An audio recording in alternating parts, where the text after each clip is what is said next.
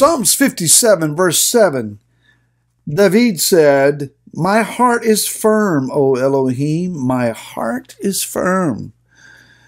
Jeremiah, the prophet, said about our heart, he said, "The heart is desperately wicked, incurably sick, deceitful." He asked, "Who can even know it?"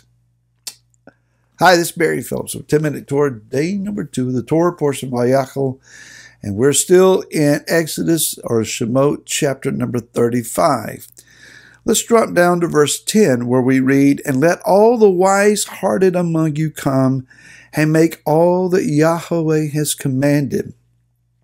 Verse 20, "And all the congregation of the children of Israel withdrew from the presence of Moshe, and everyone whose heart lifted him up, and everyone whose spirit moved him came, and they brought the contribution to Yahweh for the work of the tent of appointment, for all of its service, and for all the set-apart garments."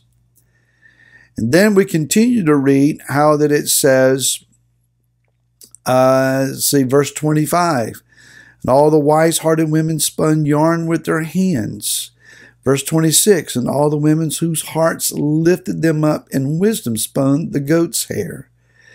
And it says that the men moved with their hearts, that the heart was motivating over and over again those that were being called to do this work, this service. And so it's interesting to us then what's being said here, how that the heart, that thing within us, we're not talking about the muscle pushing your blood, obviously. But we're talking about the seat of your affections, your emotions, the place of your reasoning, where you find your inclinations, where you find the the attachments that you have, your convictions. And here it says that their hearts are being moved, being stirred, being prompted, that they're finding an inclination to do what one would ask, why are you doing that? And so we look at the word that is being used here as willing, those that are willing-hearted. That's in verse number 22. Where we read, "And they came, both men and women, all whose hearts moved them," all whose hearts were willing. The idea for willing-hearted here is the word nadev, N-A-D-E-V, nadev. And so as we look at this word, it means to be inclined, to be generous, to have a noble response, to be spontaneously motivated. Maybe this is not so much as a firm conviction, but a sudden awareness of, hey, I ought to do this. And so in verse 26, when we see that all the women whose hearts lifted them up, the idea of lifting up here is the word nasa. N-A-S-A, nasa. And it means to bear, to carry, to support, or sustain. So on one hand, we have a spontaneous response, and then we have the idea of carrying, bearing, and sustaining. It takes both to build his house. There is this willingness within us that has to be generated. Where does it come from? How does one suddenly get the motivation to get out of your comfort zone and move over into that area, that arena where we're doing something constructive for the kingdom? Let's just face the reality and the truth of things. People do what they want to do. Now, my wife and I repeat that phrase to ourselves, between ourselves, on a regular basis at times, where we're expecting a certain response or a certain action to be generated, and it just doesn't happen. And we just remind ourselves, people do what they want to do.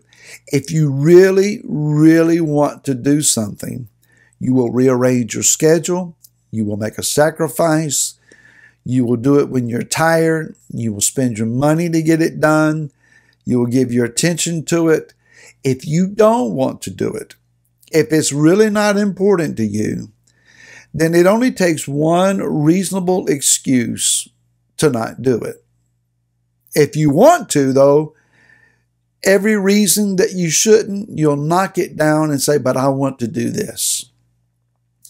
So ultimately, if we do things that are good and constructive for our lives, it's because we want to. We can complain about our situations. We can groan and moan and tell everybody how bad it is, but until we want to do something about it, oftentimes it's the case that we're just going to be stuck in it because we really don't want to do what will fix our need. I'm sorry, did I meddle there? Not trying to do so today.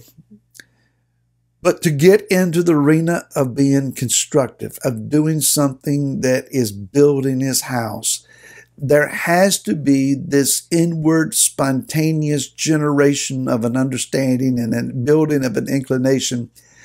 This is what I need to do. I believe that I want to be a part of this. That's step one. That is, let your heart become willing. Once you're willing, then your heart needs to be lifted up. That is, it needs to be supported. Your willingness will only take you so far. You have to be willing to then give yourself some support, some encouragement, some increased and ongoing motivation, lifting up your heart and supporting it so that you then can lift up and support the job that is in front of you. Easier said than done, but this second step is vital. It's extremely important. Sometimes we need some help in this area. We've demonstrated, confessed, acknowledged our willingness. We've taken the initial steps. Now that the project is ongoing, whatever the endeavor is, whether it's increased scripture study, increased prayer time, taking on a prayer agenda, giving, serving in your belief community, however it is that you need to be a part. The willingness has been expressed. You started out. Now you're beginning to lose steam. Now the rubber has met the road. The novelty of the idea has worn off. And now you're left with your professed commitment.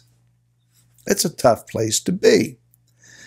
Sometimes you need someone else to come along, put their arm around you, whisper in your ear, sing a song with you, look you in the eye, tell you what a good job you're doing, tell you I'm praying for you, and then ask you, do you need some help?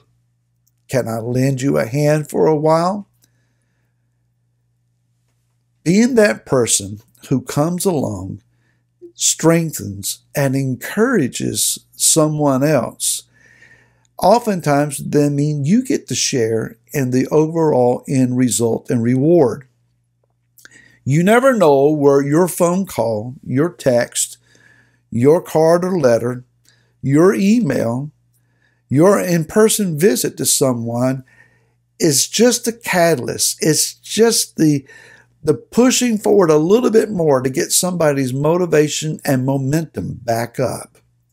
They may have been struggling, and then you came along and you provided a boost, a sense of encouragement. Now their eyes are brightened and they're ready to go. Little hint.